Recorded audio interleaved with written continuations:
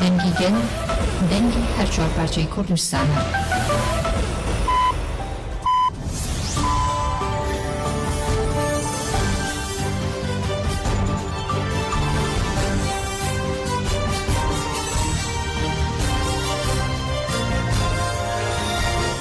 لە هەر کوێیەکن سڵاوتان لەبێت بە یارمەتی هاوکارانم لە ناوەندی هەواڵەکانی رادیۆ دەنگی گەل کەشتی هەواڵەکانی ئەمڕۆتان پێشکەش دەکەین. بە بەشداری ژمارەیەکی بەرچاو لە چالاکوانان و وڵات پارێزان لە شاری شتوتگارتی ئەڵمانیا گۆشەگیری سەر ڕێبەری گەلی کورد بە چالاکێکی جەماوەری شەرمەزار کرا. چالاکیەکە بە خولەکێک ڕێزگرتن لە شەهیدانی تێکۆشانی ئازادی کوردستان دەستی پێکرد و پۆستەری ڕێبەری گەلی کورد و ئاڵای یەپەکە و یەپەژە و پەژەکە ئەوروپا بەرز کرایەوە. چالاکوانان بە بەردەوامی دروژمی بژی سەرۆکاپۆ و بژی گەریلا و بمرە خەیانەتیان بەرز کردەوە. هەروەها بانگەواز لە کۆمیتەی ڕێگەری لە ئەشکەنجەی کۆنسەی ئەوروپا CPT کرا دەم و دەست دەربارەی ڕەوشی ئیمراڵی لە دوام بدات. داواش لە نەتەوەی یەکگرتووەکان کرا ڕێگری لە هێرشەکانی دەوڵەتی داگیرکەری تورک بۆ سەر باشووری کوردستان بکات. هەروەها ڕایانگەیان تا شکاندنی گۆشەگیری ڕێبەری گەلی کورد و مسۆگرکردنی ئازادی جەستەی ڕێبەری گەلی کورد چالاکیەکانیان بەردەوام دەبێت.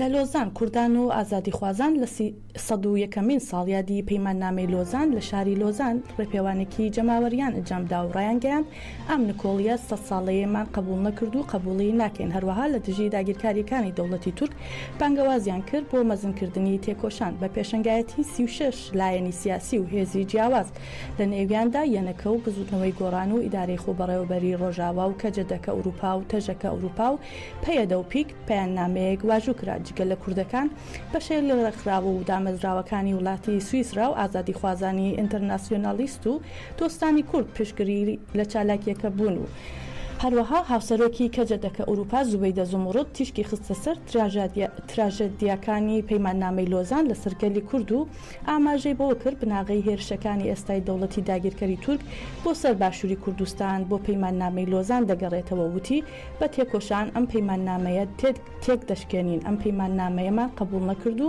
هەروەها قبوڵی ناکەین. پارلەمانتاری سوئیسی لۆرانس فیلمان ئاماژەی بەوە کرد دەوڵەتی تورک ئەمڕۆ لە قەرەباغ و ڕۆژاوا و باشوور و باکووری کوردستان دژی گەلان شەڕ دەکات. هەروەها ئاماژەی بەوە کرد هەرکەس واژۆی لە ژێر پەیماننامەی لۆزان کردووە بەرپرسیارە لەم تراژێدیانە و پێویستە کۆمەڵگای نێونەتەوەیی دژی تورکیا هەڵووی سەروەر بگرێت. ڕیل تیشکی خستە سەر گۆشەگیری سەر ڕێبەری گەلی کورد وتی ئەم هەلومەرجەی گۆشەگیری سەر بەڕێز ئۆجەلان قبول ناکرێت. پێویستە ئەم هەلومەرجانە وەک ئەشکەنجە سیر بکرێن. جەختیشی کردەوە لەم دوایانەدا 69 براوەی خەڵاتی نوبل بە ڕاگەیاندراوێک داوای ئازادی عەبدوڵڵا بەڕێز ئۆجەلانیان کردووە. ئەوانیش وتیان چارەسەری بە ئاشتی و دیالۆگ دێتە دی. پێویستە کۆمەڵگای نێونەتەوەیی لەم ئاستەدا بەرپرسیارەتی خۆی جێبەجێ بکات. پاشان ئەندامی ئەنجومەنی شارەوانی لۆزان دەیڤید پایۆت و بزنەوەی ژنانی سوئیسرا تیشکیان قستە سەر کارەساتەکانی لۆزان و پشتگیری خۆیان بۆ تێکۆشانی ئازادی گەلی کورد دەربڕی.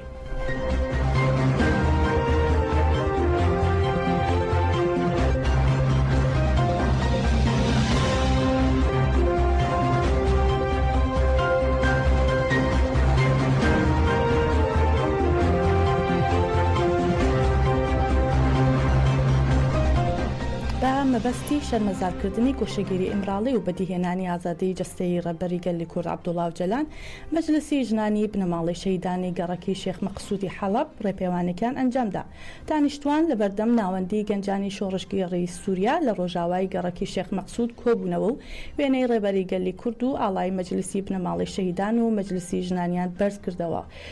ئەو تا گەڕەکی ئەشرەفی ڕێپێوانیان ئەنجامدا. لە چوارڕیانی زەیتون ڕێپێوانەکە گۆڕا بۆ گرتبوونەوە لەسەر ناوی مەجلسی ژنان و مەجلسی بنەماڵی شەهیدان.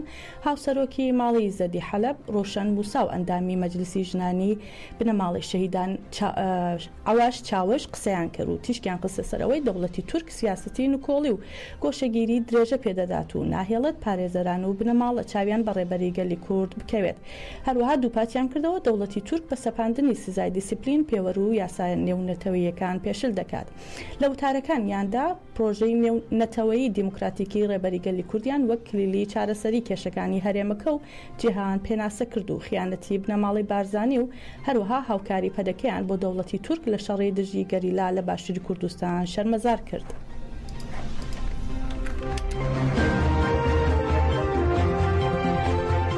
دەوڵەتی داگیرکەری تورک بردومانی بناری قندیلی کرد. CPT ڕایگەیاند سوپای داگیرکەری تورک بردومانی گوندی ئیندیزی کرد و بەهۆی بردومانی 2 ڕۆژ پێشتریش ئاگرێکی زۆر کەوتوتەوە و تا ئێستا بە تەواوی کۆنتترۆل نەکراوە. کامران عوسمان ئەندامی ڕێکخراوی CPT ئەمریکی ڕایگەیاند فڕۆکە جەنگیەکانی تورکیا دووجار بردومانی تەنگی شلکەیان لە گوندی ئیندیزی لە شاری سەنگەسەری بناری قندیل کردووە.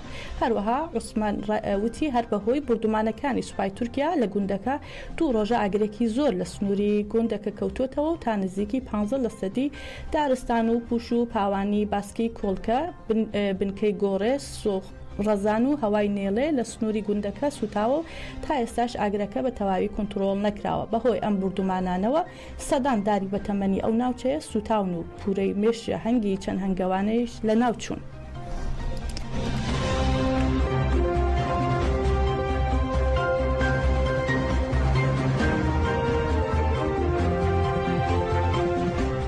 هەروەها دەوڵەتی داگیرکەری تورک بردومانی سنووری گوندی توتەقەلی لە شارەدەی ئاغجەلەری سەر بە شارۆچکەی چەمچەماڵ لە پارێزگای سلێمانی کرد.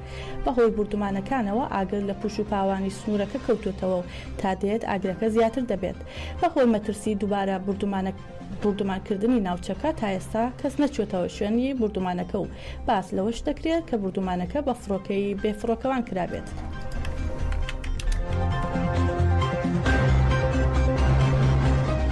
ماڵپەڕی ڕۆژنیوز واژۆی ئەو ناو و واژۆی ئەو 69 براوەی خەڵاتی نوبێلی بڵاو کردەوە کە لە نامەیەکدا بۆ دەستگا و ناوەندە پەیوەندیداریەکانی جیهانیان نردووە و داوای شکاندنی گۆشەگیری و ئازادی ڕێبەریگەلی کورد دەکەن.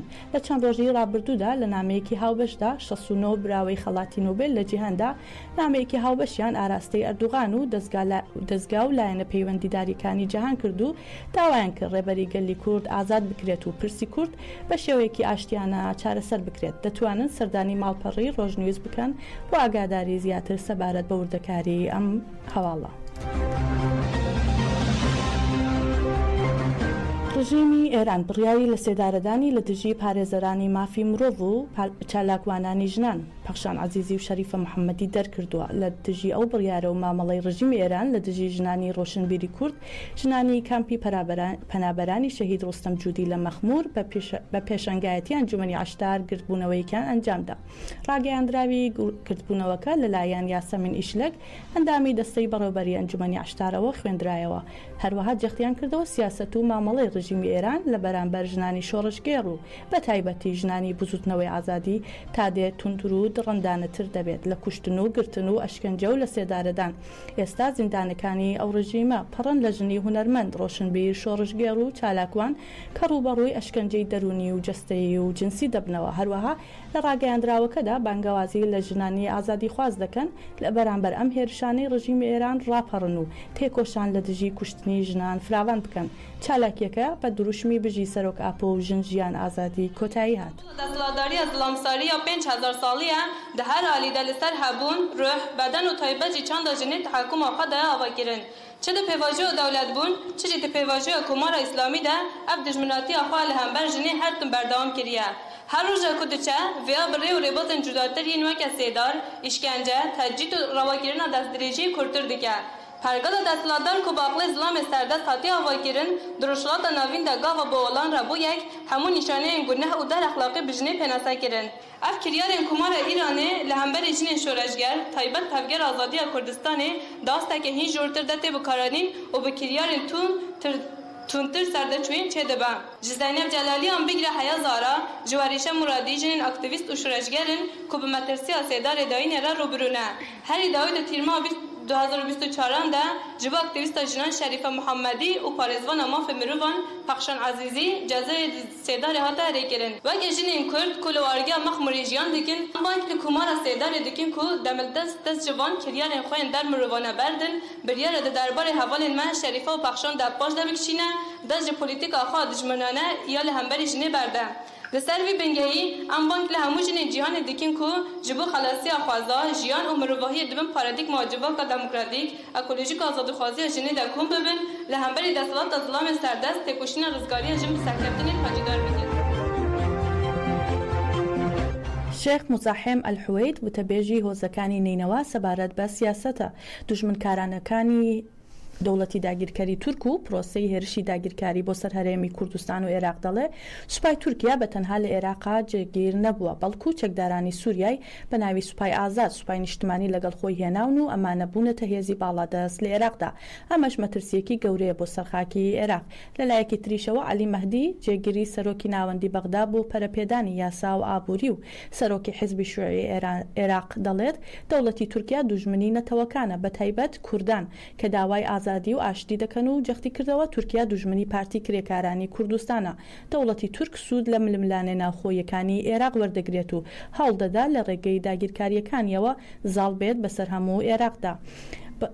عەلی مەهدی ڕایگەیان کە هێزە سیاسیەکانی عێراق و ئەنجومەنی یاسایشی نیشتمانی عێراق بە فەرمی جێگیربوونی هێزی داگیرکەران ڕەت دەکەنەوە هەروەها ئاماژەی بەوە کرد ڕاوێژکاری ئاسایشی نیشتمانی عێراق سەردانی هەولێری کردووە بۆ ئەوەی هێزی پاراستنی سنوور لە نێوان عێراق و تورکیا جێگیر ببن.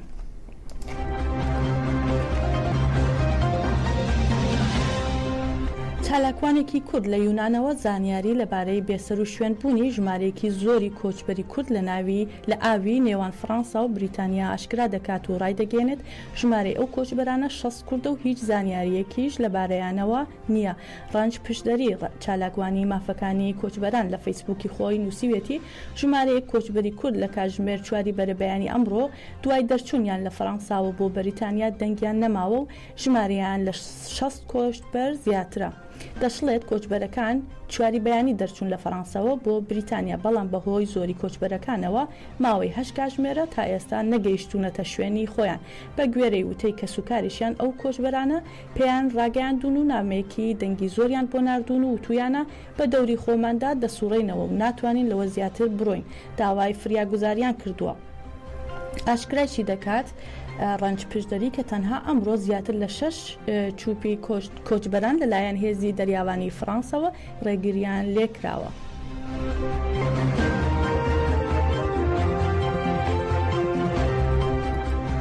ئەمڕۆ 278 ڕۆژە ڕۆژنامە سلێمان ئەحمەد لەلایەن پەدەکەوە ڕفێندراوە و بڕیارە سبەینێت دوای زیاتر لە 9 مانگ یەکەم دانیشتنی دادگا لەبارەی دۆسیەکەیەوە بەڕێوە بچێت لەسەر ئەو تۆمەتانەی کە بۆی داتاشراوە.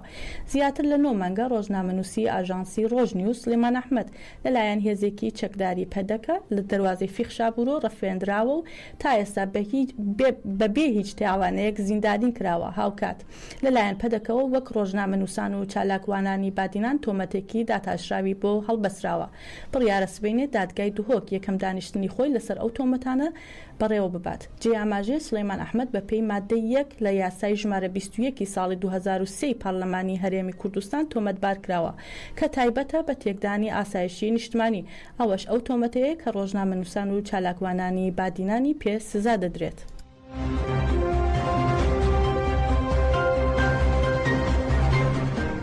سەرۆکوەزیرانی عێراق لەگەڵ پێکاتی عەرەب و تورکمانی کەرکووک کۆبوویەوە و جەختی کردەوە لە کارکردنی بە یەک تیم و پراوێز نەخستنی هیچ هێزێک و پێکاتەیەکی کەرکووک لە پێکهێنانی حکوومەتی خۆجێی شارەکەدا. محەممەد شیع سوودانی داوای خۆی بۆ ئەندامانی ئەنجومەنی پارێزگای کەرکووک نوێ دەکاتەوە بۆ هەڵبژاردننی حکوومەتی خۆجێی و ڕێککەوتن لەسەر هەڵبژاردننی پۆستی پارێزگای کەرکووک بە شێوەیەک لەگەڵ خواستەکانی خەڵکی پارێزگاکەدا بگونجێت. هەروەها پاڵپشتی خۆی بۆ کارەکانی ئەنجومەن و دابینکردنی هەموو شتێک پشتڕاست دەکاتەوە کە واقعی ئابووری باشتر بکات و بنیاتنانەوەی ژێرخانی و خزمەت گوزاریەکانی تێدا بەرز بکەنەوە. سەرچاوەیەک بە میدیای عێراقیەکانی ڕاگەیاندووە سەرۆک وەزیرانی عێراق لەگەڵ پێکهاتەی عەرەب و تورکمانی کەرکووک ڕۆژی 11 ئابی بۆ دووم کۆبوونەوەی ئەنجومەنی پارێزگاکە دیاری کردووە. لە ئێستادا دوو ڕێگا لە بەردەستە بۆ پێکێنانی حکوومەتی خۆجەیی کەرکووک.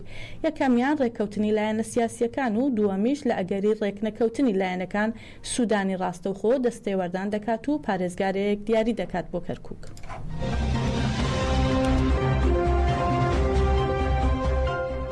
کۆمەڵی ڕۆژنامەنووسانی ژن بە نێوی ڕۆژین لە ڕاگەیاندراوێکدا بانگەوازیان لە هەموو دەستگاکانی ڕاگەیاندن و ڕێخستنەکانی ژن کرد بۆ ڕاوەستاندنی سزای لە سێدارەدان هەنگاو هەڵگرن. لە ڕاگەیاندراوەکەی ڕۆژین داهاتووە بەهۆی سیاسەتەکانی شەڕەوە کە زیاتر بوون کۆمەلگا لە هەموو کاتێک پێویستی بە هۆشیاربوونەوە هەیە کە فشاری ڕژیمە تۆتالیتەرەکان لەسەر ڕۆژنامەوانان زیاتر بوون. هەروەها ئاماژە بەوە کراوە دوای سەرهەڵدانەکانی ژن ژیان ئازادی لە ساڵی 2022دا هێرشەکان لەسەر ئازادی زیاتر بوون. هەل لەو کارانەی ڕژیمی ئێران لە 23 تەمووز سزای لە سێدارەدان بۆ ڕۆژنامەنووس پەخشان عەزیزی و چالاکوان شەریفە محەممەدی دەرکرد. سەرۆکۆماری نوێی ئێران درێژە پێدەری سیاسەتەکانی لە سێدارەدانە. کۆمەڵی ڕۆژنامەنووسانی ژن بانگەوازی لە هەموو دەستگا ڕاگەیاندن و ڕێکخستنی ژنان دەکەن بە زانابوونەوە هەنگاو بگرنە بەر بۆ ڕاوەستاندنی سزای لە سێدارەدان.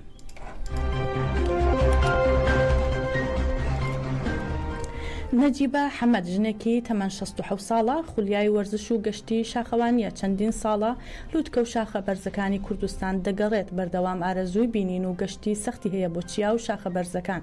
نەجیبە حەمەد دەڵێت زۆر حەزم لە ژیانکردنە لە ناو شاخ و لووتکە و چیا بەرزەکان چونکە لە منداڵیەوە کە سوکارم پێشمەرگە بوون. ئێمەش ئاشنای شاخ و چیاکانی کوردستان بووین. ئەمە وای کردووە کە ئێستاش بەردەوام بووم لە چوونە شاخ. هەروەها نەجیبە باس لەوە دەکات دوای ئەوەی بڕیاری ئەوە درا گەشت بکەین بۆ لووتکەی چیای هەڵگورد بەشێک لە هاوڕێیان بەهۆی هەڵکشانی تەمەن و نەبوونی پێداویستیەکانەوە پێیان باش نەبوو لەو گەشتەدا لەگەڵیان بم.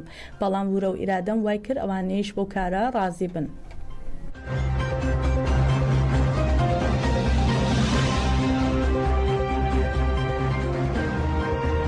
لە سەرەتای دامەزرانی شاخەوانی کە ڕامی بەڕێز بەهرەخان دەست لێکردیا لەو کاتەوە زۆر خولیامە. پێشترش زۆر حەزم لە ڕۆیشتن و کە ئیشی ڕاضە و ئەوانە بوار لەبەر ئەوەی کە دەستیان پێکرد ئەمن هەر لە سەرەتاوە لەگەڵیا بووم بەزماوە کە بەڕاستی ژیان لەو شاخانە بەڕاستی لەبەر ئەوەی ئەم پێشتریش ئەمە پێشمەرگەمان زۆر خۆشویستیە و یارمە پێشمەرگەماندا و براکانم لەوانەیە کردەی زۆریان پێشمەرگە بوو کە بگرامە هەر عەشقی ئەو شاخانە لەبەر ئەوەی ئەمە هەر هیچ یعنی یام خورزیە کە بچین هەو شاخەکان ببینین هەموو شاخەکان ڕاستی ئەو کوردستانە بەس بێکەسە و خەمخۆرین ئەگەنە باشترین دەوڵەت باشترین شوێنی کوردستان. سیتی گروپ کۆمپانیا و بانکی ئەمریکی نێودەوڵەتی پێشبینی دەکات سەرکەوتنی دۆناڵد ترامپ کاریگەری لەسەر دابەزینی نرخی نەوت دروست دەکات چونکە فشار دەخاتە سەر ڕێکخراوی وڵاتانی هەناردەکاری نەوت ئۆپێک و هاوپەیمانەکانی بۆ زیادکردنی هەناردەی نەوتی خاو بۆ بازاڕە جیهانیەکان. شیکارانی سیتی گروپ ئەویشیان خستە ڕوو لە سەردەمی سەرۆکایەتی ترامپدا فشارەکانی سەر ئێران زیاد دەکرێن و هەناردەی نەوتی ئێران لە نێوان 500 بۆ 900 هزار بەرمیل لە ڕۆژێکدا کەم دەبێتەوە لە بەرامبەر وڵاتانی دیکەی بەرهەمهێنەری نەوت هەناردەی نەوتی خاو زیاد دەکەن. لەلایەکی تریشەوە دۆناڵد ترامپ لە کۆنفرانسی بیتکۆین لە شاری نەشڤیل بڕەوە دەچێت ڕایگەیان ئەمریکا دەبێتە پایتەخت و هێزی زەبەلاحی بیتکۆین لەسەر گۆڕی زەوی. ترامپ پیشەسازی دراوی ئەلکترۆنی و بیتکۆینی وەک پیشەسازی ئاسن لە 100 ساڵ لەمەوبەر ناوهێنا. وتیشی ئەگەر بگەڕێتەوە بۆ کۆشکی سپی ڕێگەنادات حکوومەتی ئەمریکا بیتکۆینەکانی بفرۆشێت. هەروەها هەڕەشەی لەو بەرپرسانی کۆمیسیۆنی بازاڕە داراییەکانی ئەمریکا کرد کە دژی دراوە دیجیتاڵیەکان و وتی ئەوانەی کە دژی بیتکۆین بن لە سەرکاریە لایەن دەبات لایەنگرانی ترامپ لە بیتکۆین لەسەر ئەو گریمانەیە کە ئەگەر ئێمە نەکەین ئەواچین ئەو کارە دەکات. هەواڵەکانمان پێشکەشکردن هەر شاد بن.